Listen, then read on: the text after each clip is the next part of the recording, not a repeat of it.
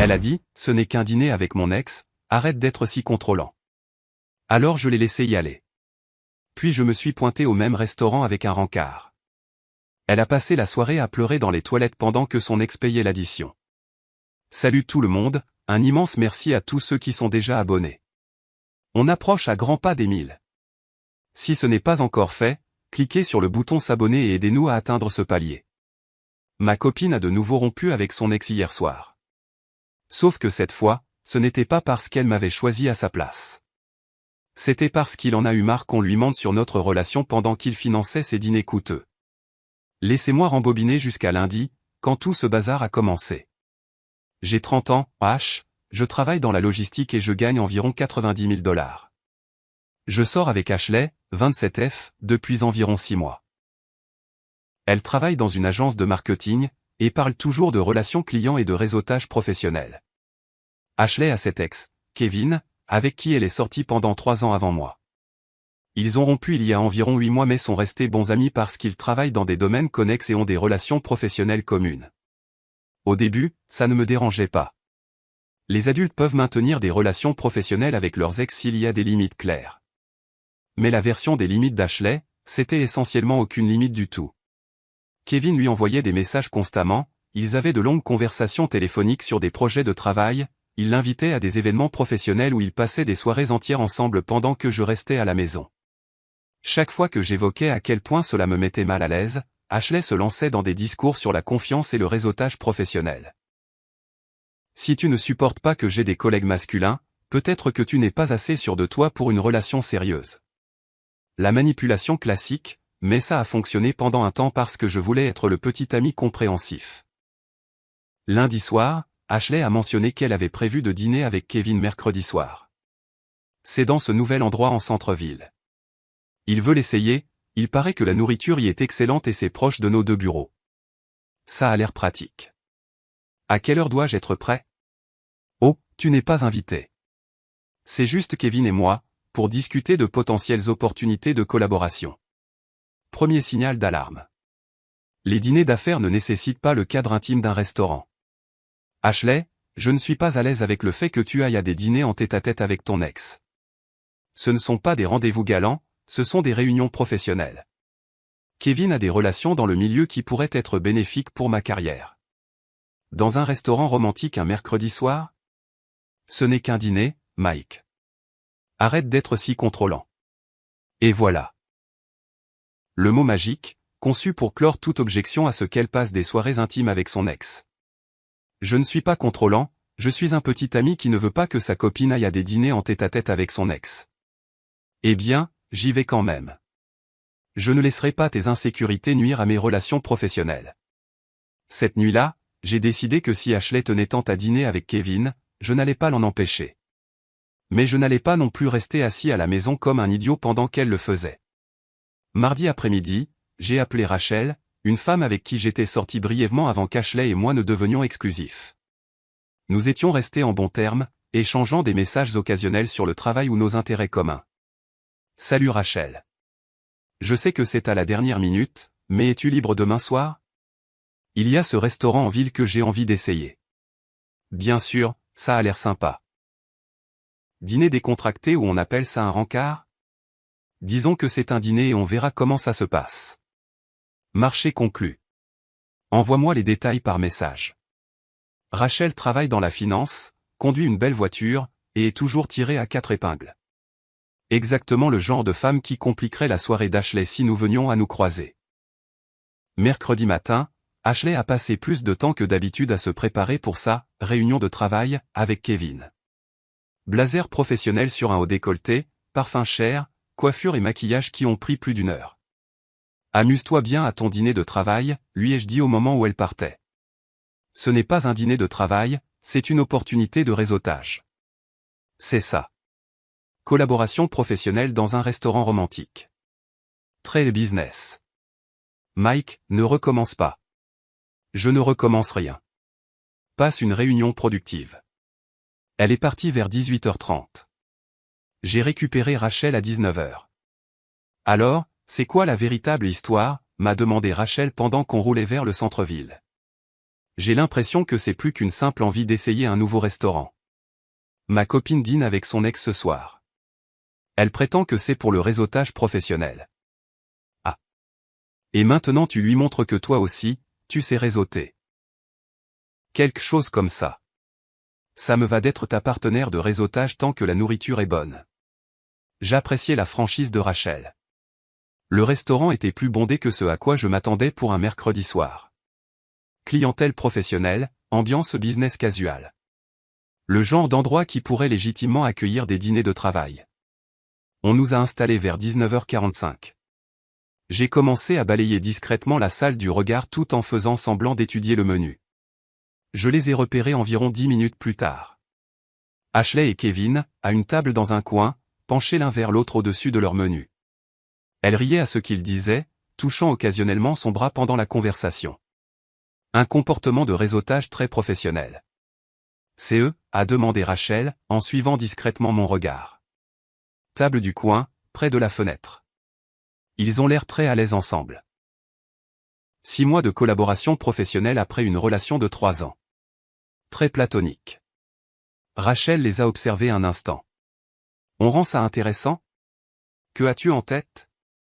Montrons-leur à quoi ressemble un vrai dîner entre amis. Mise à jour 1, la rencontre. Rachel et moi avons commandé des boissons et avons entamé une conversation authentique.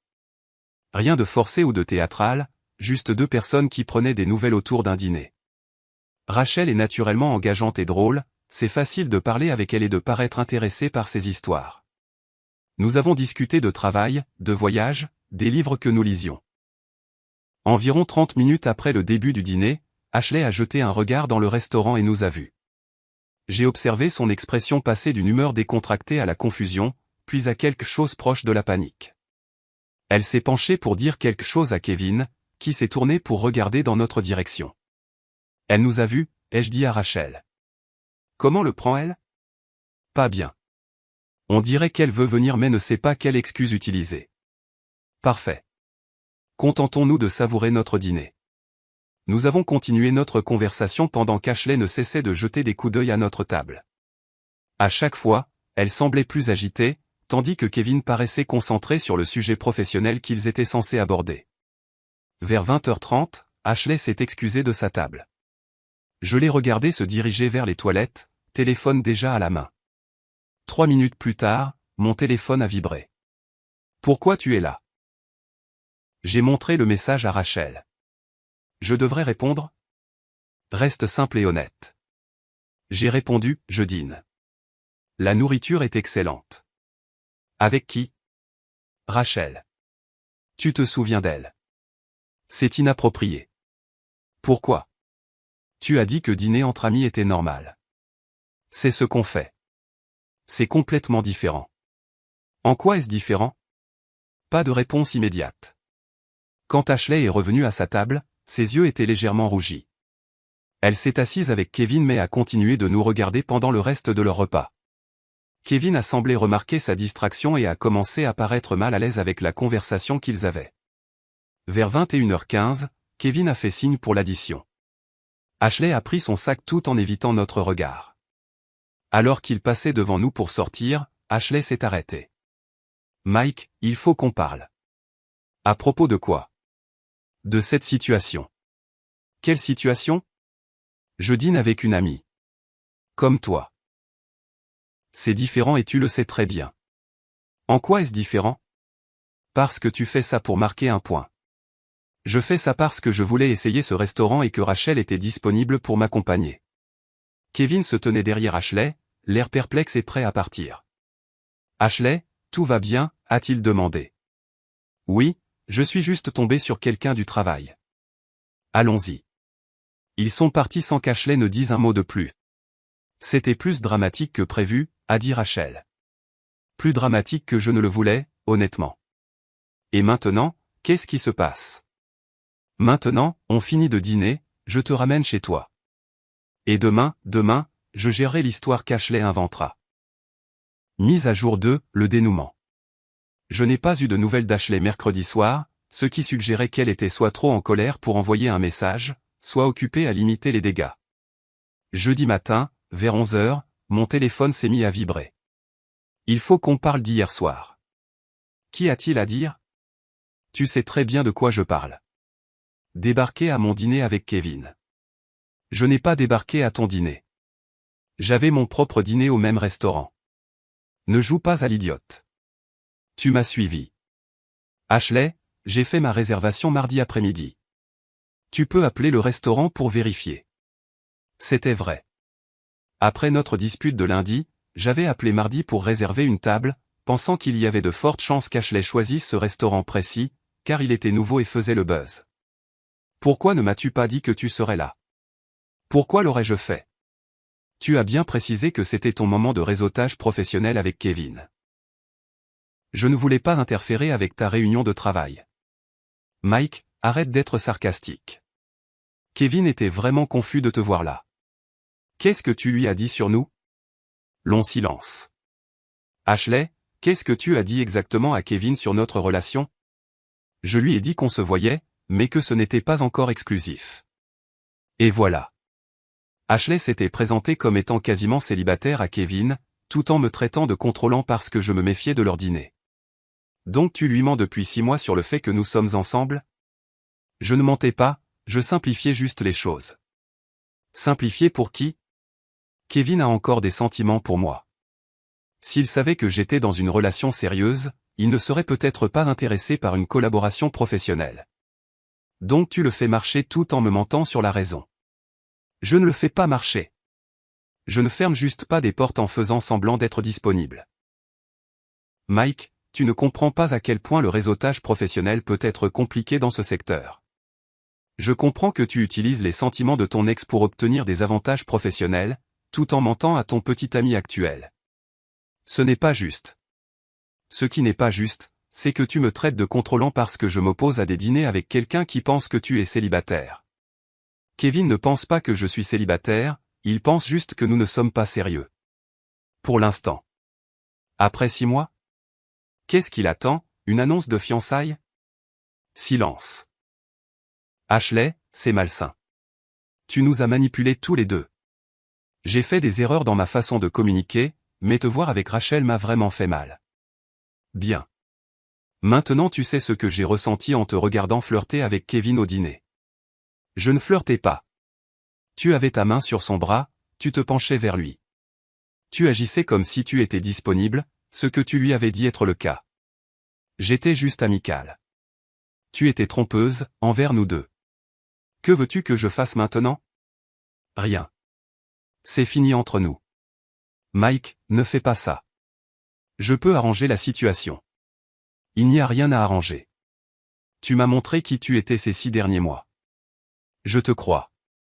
S'il te plaît, ne mettons pas fin à notre relation pour ça. Je dirai la vérité à Kevin sur nous. Trop tard. Tu as eu 6 mois pour être honnête. Au lieu de ça, tu as choisi de nous mentir à tous les deux tout en me traitant d'insécure parce que je posais des limites. J'ai raccroché et bloqué son numéro. Mise à jour finale, 6 semaines plus tard. Les retombées de la supercherie d'Ashley se sont déroulées comme on pouvait s'y attendre. Quand elle a finalement dit la vérité à Kevin sur notre relation, il s'est senti manipulé et utilisé. Apparemment, il avait investi du temps et de l'argent dans ses dîners, pensant avoir une chance réaliste de se réconcilier avec elle. Il a immédiatement mis fin à leur collaboration professionnelle. Fini les relations dans le milieu, fini les opportunités d'affaires, fini les dîners coûteux. Ashley a essayé de me contacter via des amis communs pendant les premières semaines. Toujours la même histoire, elle avait fait des erreurs de communication mais avait appris sa leçon, elle était prête à être totalement honnête maintenant, elle voulait une autre chance. Trop peu, trop tard. Sa stratégie de réseautage s'est également retournée contre elle professionnellement. Quand Kevin a mentionné à quelques contacts communs qu'Ashley avait déformé la nature de sa situation amoureuse pendant leur discussion d'affaires, cela a soulevé des questions sur sa fiabilité dans un cadre professionnel. Rachel et moi avons recommencé à sortir ensemble, officiellement. Il s'avère que passer du temps avec quelqu'un qui ne manipule pas son ex pour avancer dans sa carrière est rafraîchissant. Au début, les amis d'Ashley ont essayé de me faire culpabiliser, me trouvant impitoyable et vindicatif. Quand je leur ai expliqué qu'elle avait menti à la fois à Kevin et à moi tout en utilisant ses sentiments pour son gain professionnel, ils ont cessé de défendre son comportement. La dernière nouvelle que j'ai eue, c'est qu'Ashley était toujours célibataire et avait perdu les opportunités professionnelles qu'elle cultivait via le réseau de Kevin. Il s'avère que les relations d'affaires fonctionnent mieux quand elles sont basées sur l'honnêteté plutôt que sur la manipulation sentimentale. La vengeance n'était ni élaborée ni dramatique. C'était juste le fait d'être honnête sur ma propre situation pendant qu'elle était malhonnête sur la sienne. Ashley voulait maintenir l'intérêt romantique de son ex pour des avantages professionnels, tout en me gardant pour la stabilité relationnelle. Elle pensait pouvoir gérer les deux en mentant à tout le monde. Au lieu de cela, elle a appris que la tromperie a des conséquences, surtout quand les personnes que vous trompez se retrouvent dans le même restaurant. Le dîner au restaurant a forcé Ashley à affronter la réalité que son petit ami n'allait pas rester à la maison pendant qu'elle cherchait des avantages professionnels par la tromperie amoureuse. Plus important encore, cela m'a rappelé à quoi ressemblent des relations saines, une communication directe au lieu de la manipulation et des mensonges. Ashley m'a traité de contrôlant parce que je ne voulais pas qu'elle ait des dîners d'affaires avec son ex. Mais je n'essayais pas de contrôler ses choix, je lui montrais simplement que les choix malhonnêtes ont des conséquences. Elle a choisi de tromper Kevin sur sa disponibilité. Elle a choisi de me mentir sur la nature de leur relation. Elle a choisi de prioriser le réseautage professionnel par rapport à l'honnêteté dans sa relation. Ces choix lui ont coûté à la fois les opportunités professionnelles et la relation personnelle qu'elle essayait de protéger par la tromperie. L'exemple parfait de ce qui arrive quand on essaie de manipuler plusieurs personnes simultanément. Finalement, la vérité éclate, et personne n'aime être manipulé. Le dîner au restaurant n'était que le moment où ces mensonges sont devenus visibles pour tout le monde en même temps. Rachel et moi avons eu un repas honnête pendant qu'Ashley réalisait que sa stratégie de tromperie avait une date d'expiration. Kevin a payé l'addition ce soir-là, mais c'était la dernière fois qu'il financerait le réseautage professionnel de quelqu'un qui mentait sur sa disponibilité depuis des mois. Parfois, la meilleure réponse à la manipulation est simplement de vivre honnêtement pendant que le manipulateur fait face aux conséquences de ses propres choix. Ashley a appris que les hommes sur deux n'essaient pas de contrôler les relations professionnelles de leur petit ami, ils font simplement leurs propres choix relationnels basés sur l'honnêteté et laissent la vérité s'occuper du reste.